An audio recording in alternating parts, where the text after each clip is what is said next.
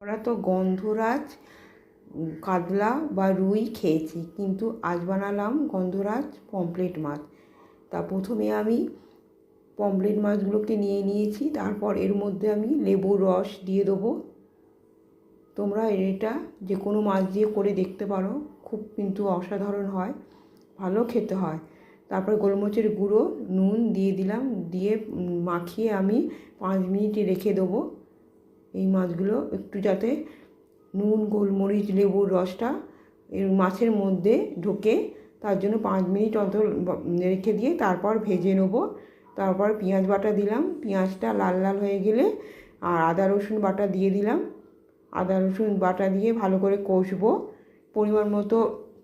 তারপরে এই একটা মশলা দিলাম, যেমন কাজু, দই, সাদা তিল, পোস্ত, সব কিছু একটা দিয়ে মশলা, সাদা মশলা। তারপর পরিমাণ নুন, কাঁচা লঙ্কা সব কিছু দিয়ে দেবো, এগুলো তো লাগবেই রান্নাতে। তারপর ভালো করে জল দিয়ে কষিয়ে এবার মাছগুলো দিয়ে দেবো। ফুটে উঠলেই মাছগুলো দিয়ে দেবো। বেশি ঝোল ঝোল করবো না, গা মাখা মাখা করবো।